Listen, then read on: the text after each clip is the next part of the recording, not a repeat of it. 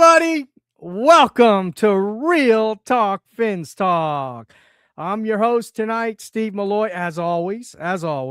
We got a special guest tonight. We're supposed to have another special guest popping in as well. That would be Curtis from Ace Per Head. We'll see if he can if he pops up. Hopefully he does. If not, no worries. We'll drive on. But tonight we do have Adrian from the Rainy Day podcast. So, Adrian, how you been, man? I've been good, man. Work's working right now. Holiday season, very busy, but yeah, man, glad I could make it, for the show. Excited to be on again. Yeah, man, and glad to talk to you, man. A lot going on with the Dolphins, man, but as always, right? As Oh, always. yeah, So, for sure, yeah, man, for let's sure. talk about it. Yeah, How you absolutely. doing? And I'm doing great, man. I'm just getting prepared for the holidays, like most people here in the USA right now. But yeah, other than that, I'm doing good. Weather's been good here in Houston, Texas. It's been in the 80s. 80, 82 actually. So I like that. I don't like the cold. But also, Adrian, what do you got going on in your channel, Rainy Day Podcast? So I got this Friday at 7, South Florida Sports Unfiltered with the great Sean Stanley. We talk about all South Florida sports, as you can tell behind me. But and then Saturday night, my wrestling show with my boy Tony. We're doing WWE 2025 award show. So check that out. Two Raw Nice. for SmackDown. Yeah, man, it's gonna be a fun. That one's gonna be a fun one. This Saturday at 1. So All right, good stuff, man. Thanks. Yeah, you seem like you're going to be pretty busy for a little while. Uh, but yeah, man, we'll talk a little bit about the Dolphins. I've been doing a lot of pondering, and I bet I came up. you had that shot last week. You Yes, had that I had shot. that They gave shot you a in the arm, shot. baby. I had that shot in the arm, man. And yeah, I wonder how our third string quarterback is doing today. But anyway, I've been doing a little pondering, as I said. And I know a lot of people are not going to like what they're hearing here. A lot of people are just like when I had the opinions about the Tua guy. I know they're not going to have a lot good things to say about tonight. What I think. Now let me put a disclaimer out there first, okay? I'm only pondering this, okay? I think they should go this route only because I want the best for this Miami Dolphins football team and organization. And now either way they go, whether they fire Mike McDaniel, that's who we're talking about, or they keep him, I'm fine with it. I really am. The reason why I say that is because I don't think this Miami Dolphins football team is going to be good for the next 2 to 3 years anyway, right? So this is my theory why I think they should keep the Miami Dolphins football head coach, presently Mike McGenius. Number one reason, monies, finances. They've already paid him. Ross has already paid this guy, this coach. And if we let him go, they're going to still continue to pay him. Yeah. Right? So why not just keep the guy, right? Keep the head coach of the Miami Dolphins. And I feel that the team is going to go with two GMs. I think they're going to have a co-GM and they're going to have a co-GMs is what I'm thinking they're going to keep. I think they're going to have Champ Kelly. He might be now this is only speculation, okay? He might be the talent guy, right? Go out and scout and find and be the talent evaluator, GM, along with Brandon Shore. I think Brandon Shore will be his co-GM, or they'll work together in concert together, and talking over free agency, talking over the draft, And Brandon Shore is going to have the final word, final say on, well, yeah, let's go ahead and take this guy or take that guy. Now the rookies and drafts, that's a pretty that's too easy, right? I mean, you don't have to pay these rookies a lot of money unless you draft the first draft. You have your first draft choice. Your second round guy is going to probably get a little monies, but that's pretty much of a given. That's easy. All right. It's the free agencies and the trades and things of that nature. I think that Brandon Shore, like I feel he did this past year, he kept the monies in check, right? He finance guy. He kept that monies in check this year, and that's the reason why you didn't see a lot of big spending, on these high price free agents and things like that. So I think that's how it's going to go there. And since he's been in the building already, Brandon Shore's been in the building for years. And then, of course, Champ Kelly has been in the building at least. I'm not sure if he was picked the year before last or just this year. I think it was just this year. Yeah, just this year. So go ahead and keep him. He's already been in the building. He's already been indoctrinated in how Ross sees things and how the organization runs, unfortunately. And he and Mike McDaniel are pretty much comfortable together, right? I think it would work out good for 1 year. I'm proposing this for 1 year, okay? Mike McDaniel he runs out his contract for this 1 year. And then, being that this team is probably not going to be that good anyway, I don't know if you've seen the schedule for next year. We're going to end up playing like 8 or 9 playoff teams. So it's not going to be easy. We're going to be probably cutting Chubb. Don't know about Achane. Don't know about Jordan Brooks. And congratulations to Achane for making the Pro Bowl. Congratulations to Brooks. He made an alternate. I think he was bamboozled. He should have been first string. Him and Aaron Brewer. And Aaron Brewer. Aaron Brewer has been the best center in football for most of the year, right? Yes. And so anyway, that's how I see it. So a lot of players. There's going to be 30 contracts that we're going to have to fulfill next year. There's going to be 30 players that are not going to have a contract next year. So finances, get the book straight. Get all that out of the way, right? Do your trades. Who are you going to trade for assets, things of that nature? Who are we going to bring in for free agencies, right? Make sure those books are squared away. Then fire Mike McDaniel after the year, unless by a miracle, we go to the playoffs or, win a couple playoff games, whatnot. Let him go. Release him. Hire the coach you want. This way he comes in with a clean slate.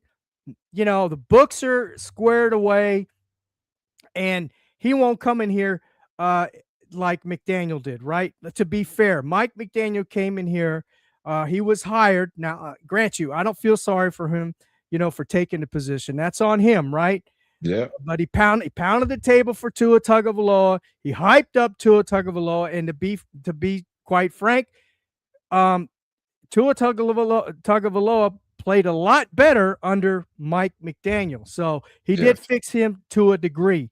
And when I mean fix him, not him as the talented player, but him as far as the offense. The offense was tailored to him, to his strengths.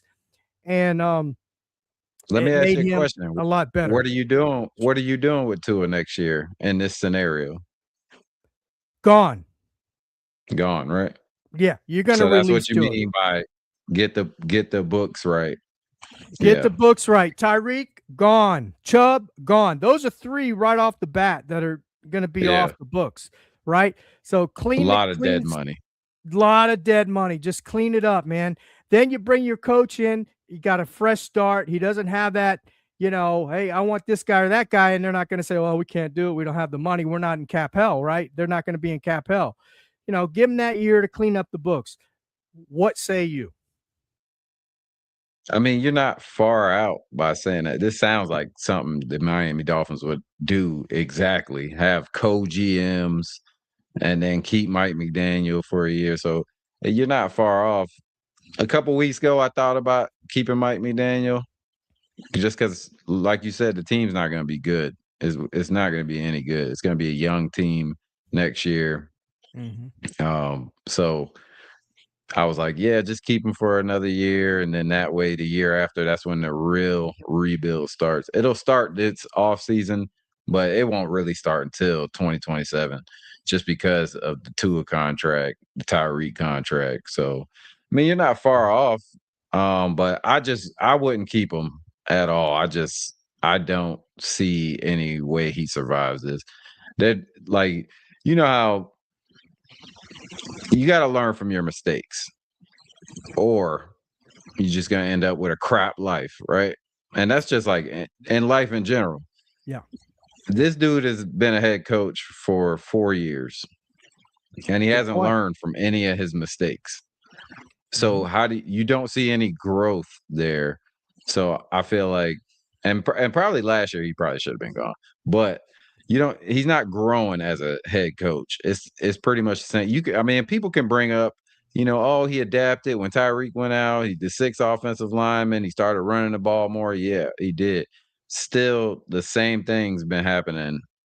Mhm.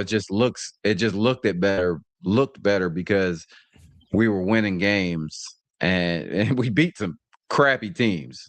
Other than the Bills, like what other team? Like we should have beat those teams. So it's not like, oh, hooray! He's winning these games.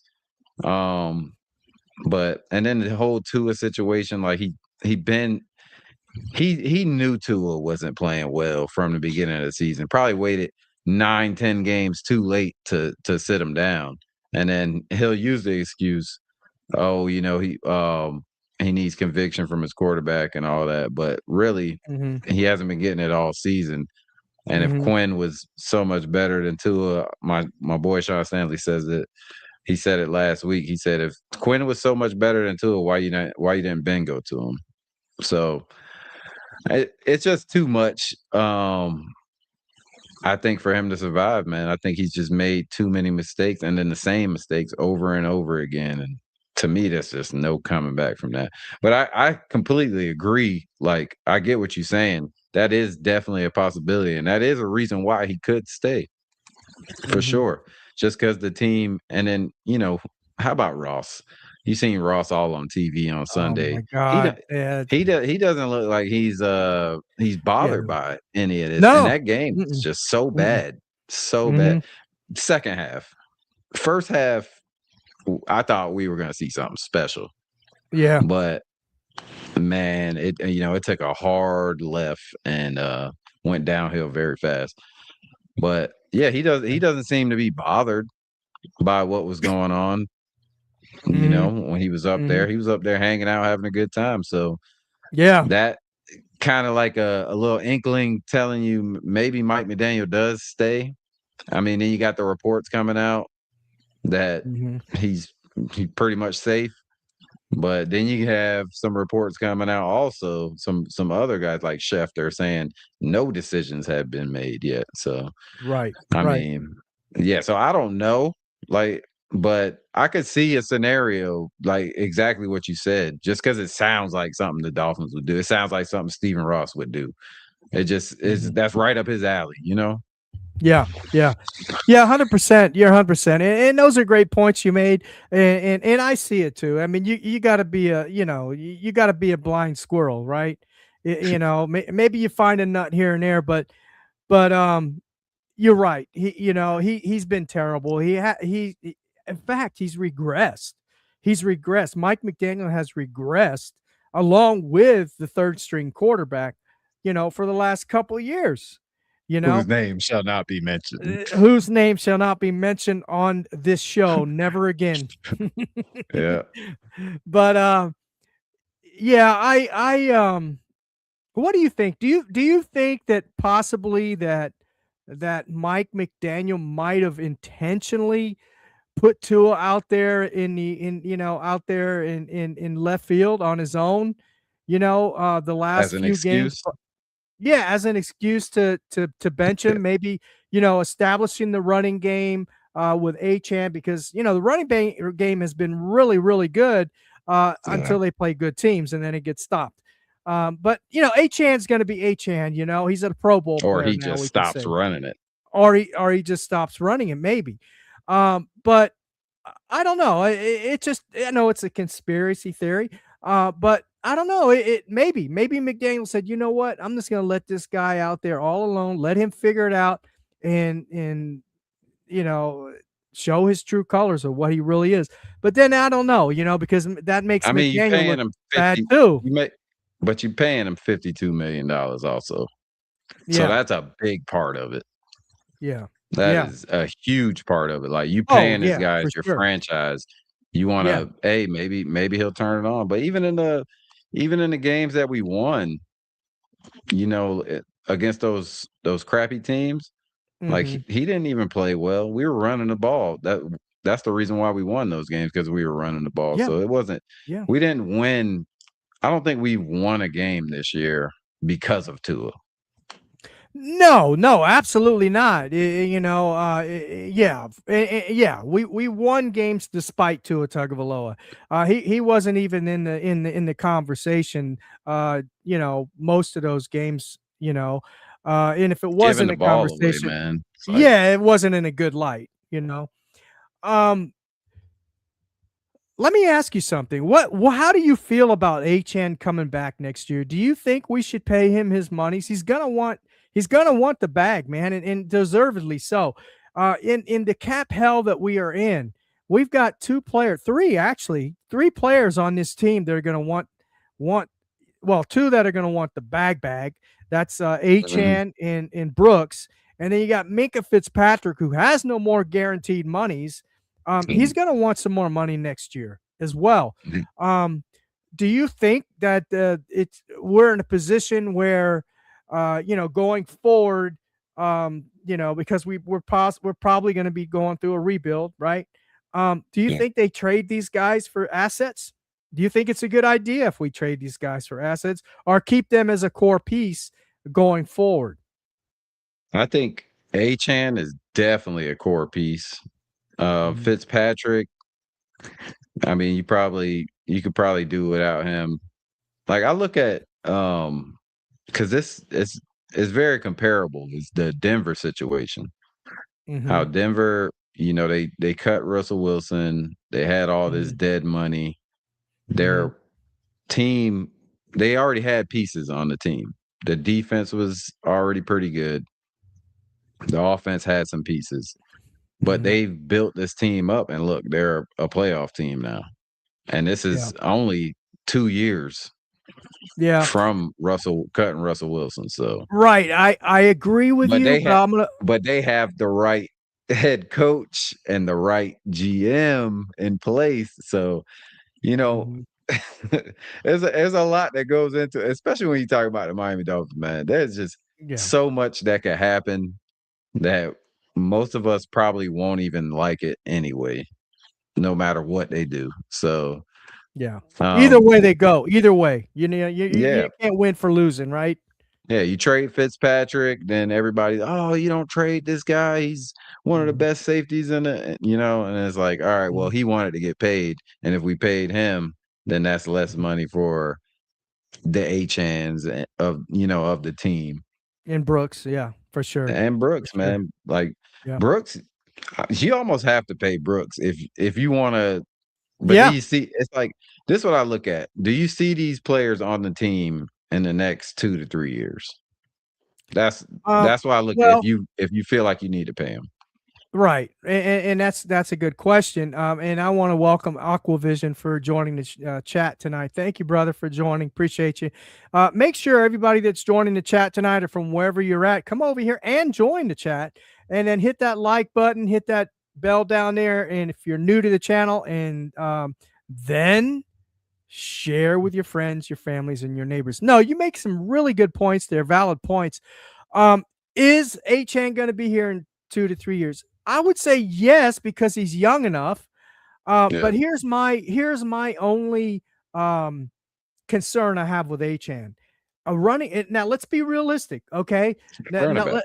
Yeah, it happens. It happens. Some running backs can run, and they can be great running backs for 10 years, right? They can just be consistent running backs. But those are the exceptions, right? The Derrick Henrys, and you gotta put in this perspective too. These guys are bigger guys, right?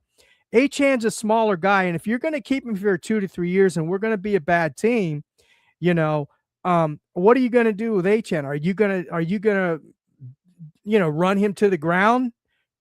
And that's the question you got to ask. And then you've already paid him. And let's say he goes out and he's out for the year because he's hurt or something like that. And you're not going to the playoffs in the next 2 or 3 years, you know? So it's a tricky situation that we're in. Same with Brooks. Brooks, a young guy. He's been in the league 6 years. He's probably got another 2, 3 good years, in his prime anyway. But does he want to even stay here for the next 2 to 3 years, under this organization? With knowing that the intent is for us to continue to rebuild, acquire younger players, and he's probably, he's going to know we're not going to be going anywhere. We're not going to be going to the playoffs unless some miracle, Phins, Sammy's in the house. How you doing, brother? What's up, brother? See you soon. Hey, you almost have to gut the whole team, right? Yeah. You got a blank canvas. Yeah, blank canvas, start over, start developing, young talent, man. And that's what you got to do. And we've got to, I don't know, I'm okay with giving Champ Kelly a year. I'm okay with that to see if he can, evaluate talent. I mean, he's got to be better than Greer, right? Yeah. I mean, just don't give him 9 years. Yeah, just don't give him 9 years. The same, and that's why I say, Mike McDaniel's been here for 4 years. How long? I don't know. How long are we supposed to give a coach time to learn? To learn and develop and I don't know. Well, I mean, that's where I go back. That's where I go back to. He's not learning and developing because he's still making same mistakes year one that he, in year four. That can't happen. The challenges, the third coming out of halftime, our team's played like that probably for what, 2 years now? Yeah. It's been bad. At least. Yeah. At Yeah. least 2 years. Yeah. Yeah. The I play agree. calling, all that, time management, all that stuff. It plays a part, and it just don't seem like he's gotten any better at it. It's the same thing over and over again. Every time you watch a Dolphin game, you're like, "What are we doing?" Yeah. And to go back on the play calling thing, I think he's a great play designer. I really do think he's a really good play designer. Now the coaching is totally different. He terrible coach in my opinion, even though I'd say we should keep him. But for at least the 1 year. But the play designing I think is okay. Look what he did with our third.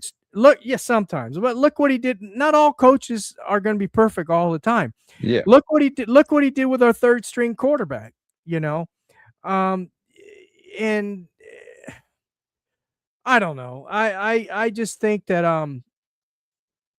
I think our third string quarterback kind of held him back a little bit, because if you notice, right, in the games, he's looking at his play sheet, right, and Tua just throws a bad. Can't call that. Well, he play. Yeah, exactly. He's going down the line. Can't call that. No, can't call that because of our third string quarterback. Can't call that. Can't. Oh, all right. Let's try this. You know what I'm saying? So I think he was. I think he was.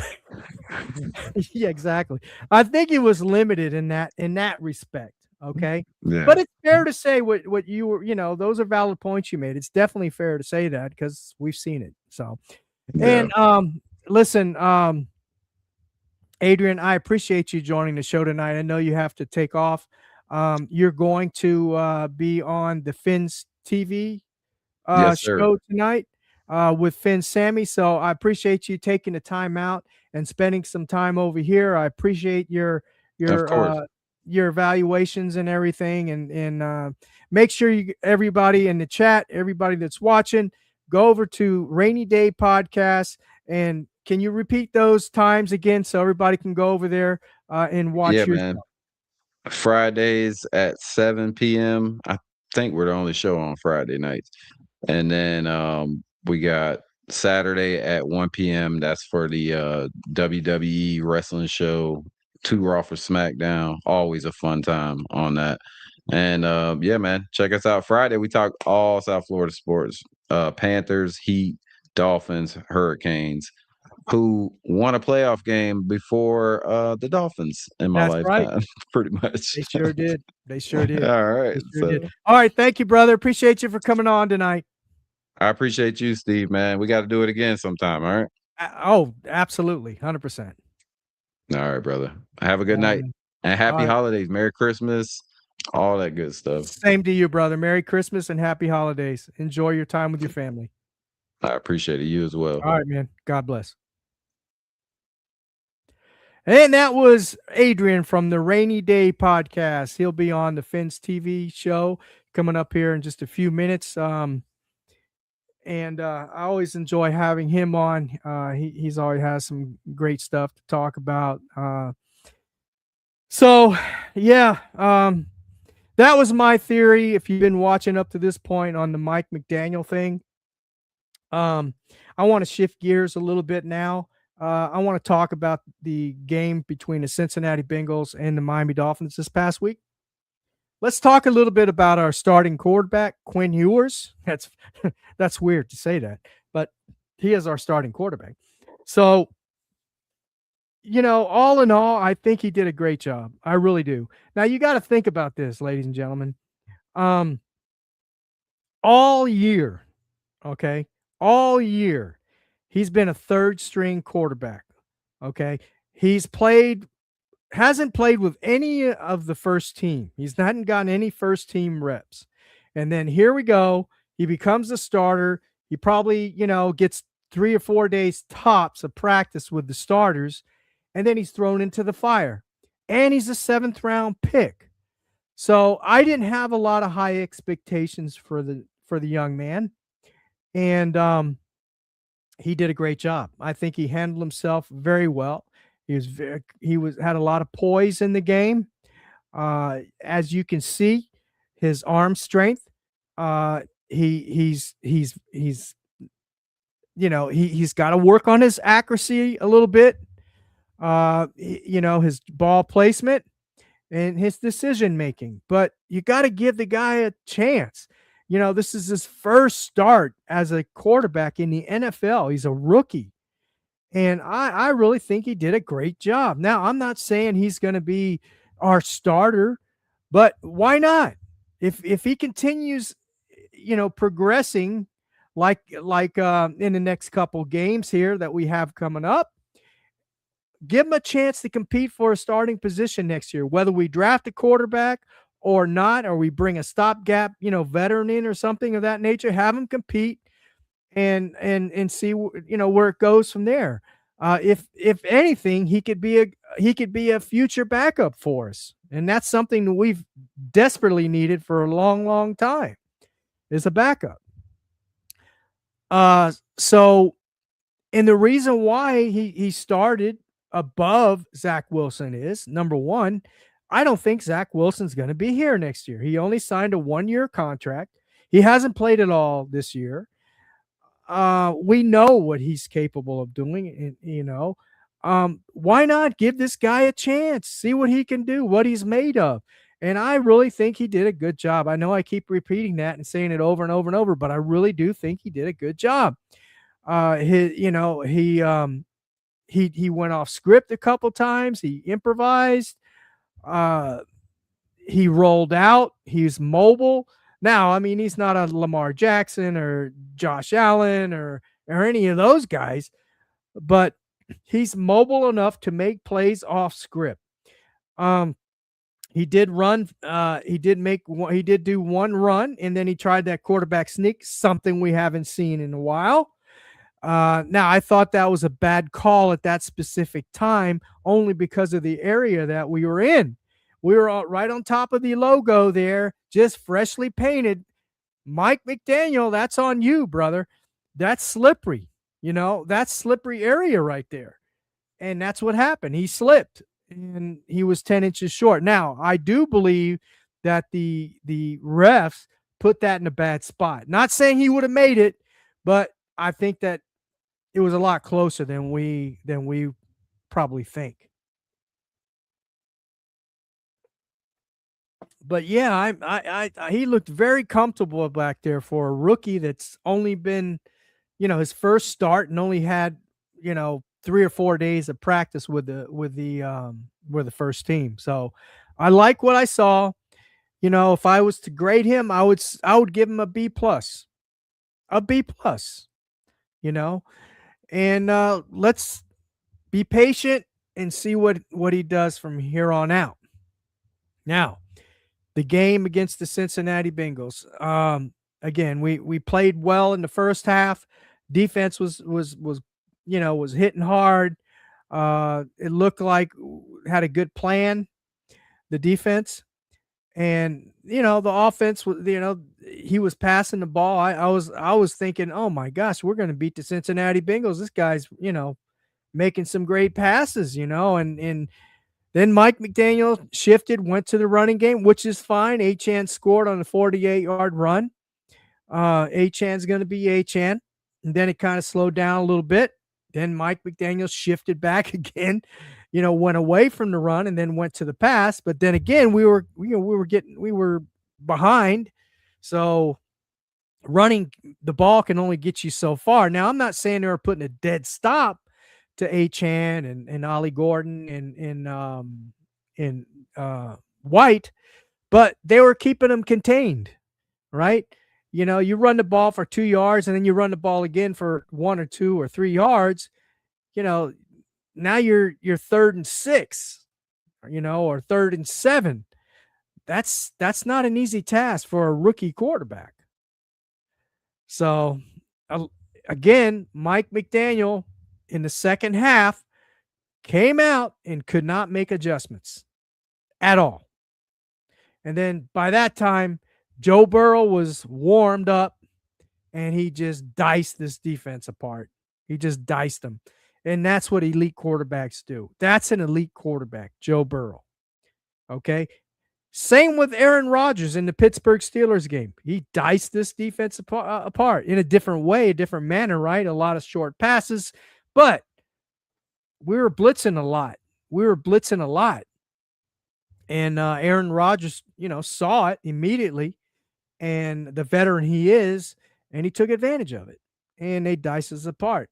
Think about it. All these quarterbacks these good quarterbacks we played this year, other than Josh Allen, that one game that we did beat them, which I think that they came in too confident.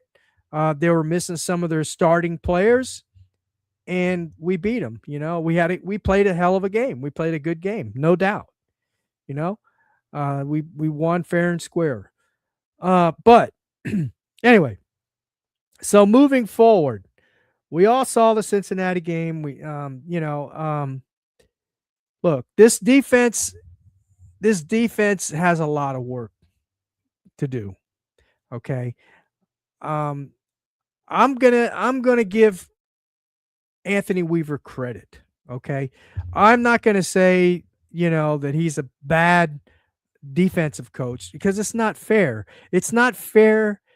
And the reason why I say that is because I honestly don't believe we don't have a lot of talent on this defense right now.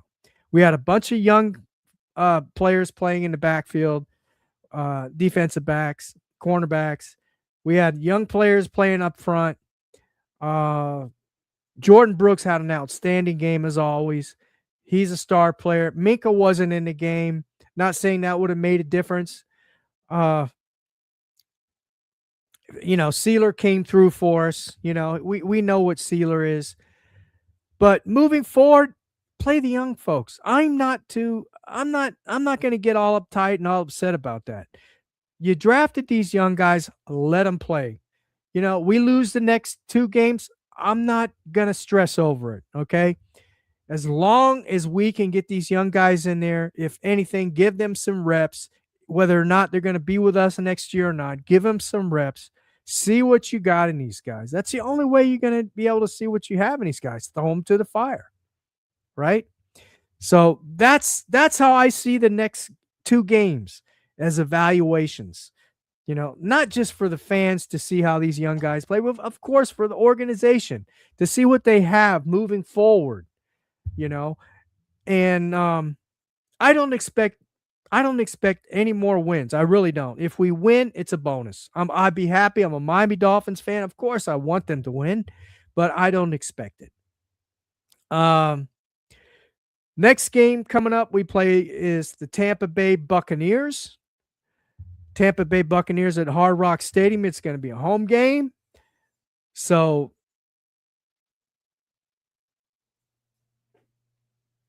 another home game. We play against Baker Mayfield. And they do have some talent on that offense, but their record is 7-8. Their record is 7-8. They're a 7-8 team. And if you go and look at the rankings, the NFL rankings as far as defense and offenses go, they're at the bottom 20, 25 in a lot of categories on both sides of the ball. So this is going to be another team that is bad.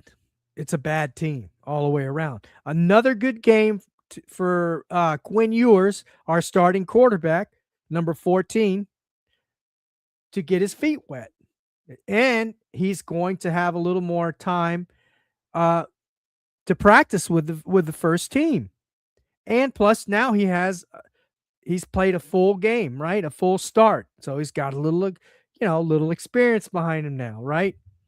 Of course, it's gonna take a full year of him playing every single game for us to really see his full potential, to be fair to him. But Tampa Bay is going to come in here. They're going to be playing hard. They're going to want to win this game. I also want to make mention about the Cincinnati Bengals. Cincinnati Bengals, let me take these off. The Cincinnati Bengals, hold on, let me cut these off.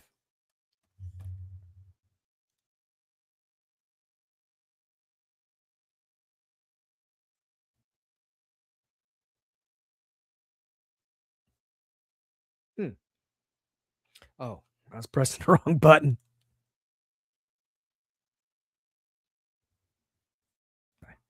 Yeah, it's off. All right, the Cincinnati Bengals.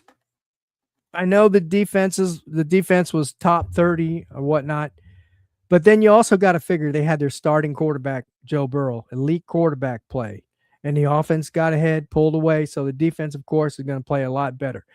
And I think this Cincinnati team has an outstanding offense when Joe Burrow's in there, along with Chase and Higgins and Chase Brown. Those guys are pretty good. So the defense was playing against a really good offense. Okay. And of course, the defense played better when they got ahead. They were able to, play relax. They were able to, cover the wide receivers, take some risks, take some chances, get a little more aggressive. So that's what happened there, in my opinion. But anyway, so getting back to the Tampa Bay Buccaneers, we played the Tampa Bay Buccaneers. 7-8. Baker Mayfield. They got some decent players, some talent on both sides of the ball. I don't know what's going to happen against the Tampa Bay Buccaneers. I'm not going to make any predictions the rest of this year, the next two games. I'm just not going to make predictions. I'm not going to do that to myself. Okay, whatever happens, happens. All I want to do is, evaluate these younger players. I'm not watching Zach Sealer. He makes some plays. That's expected. Minka, if he plays, he makes some plays. That's expected. This is a veteran guy, right? Benito Jones, another veteran guy. Jordan Brooks, another veteran guy. We know he's a Pro Bowl player. Okay, take him out of there. Although I know he probably doesn't want to get out. He doesn't want to, miss any games because he wants to build up those total tackles and everything like that.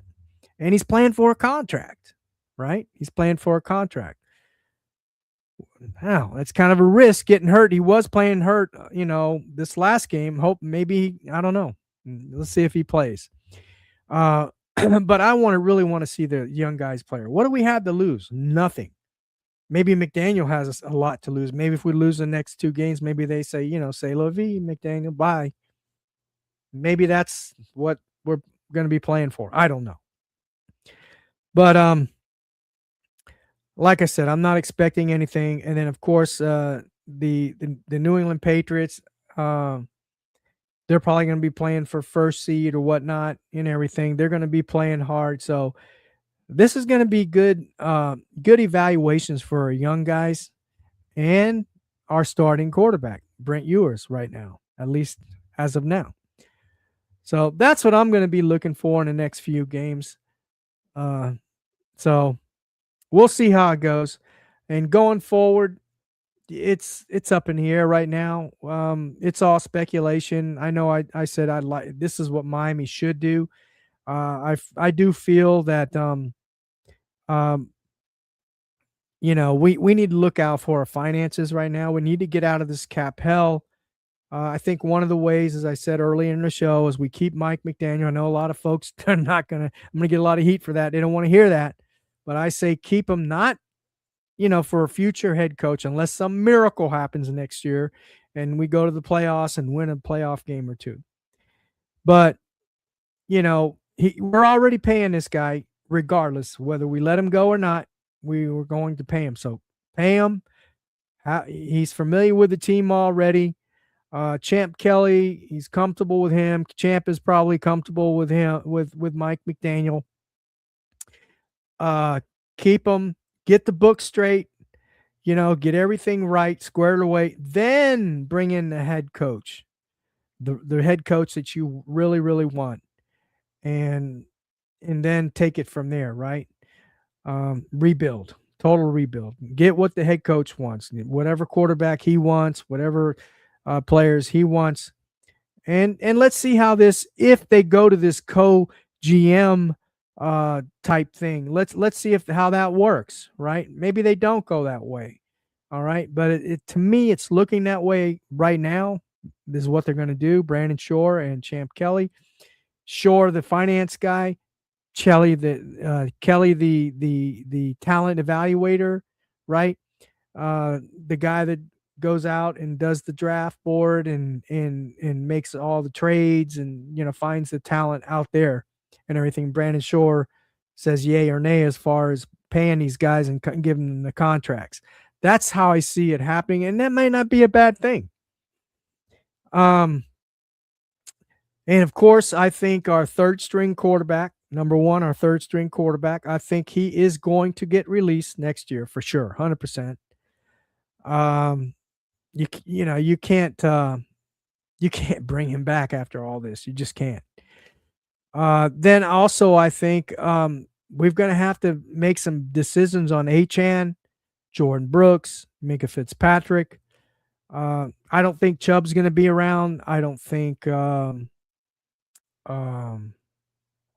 else? Some of the guys that we got in the offseason in the backfield, like Ashton Davis, may not be here next year. Melifanu may not be here next year.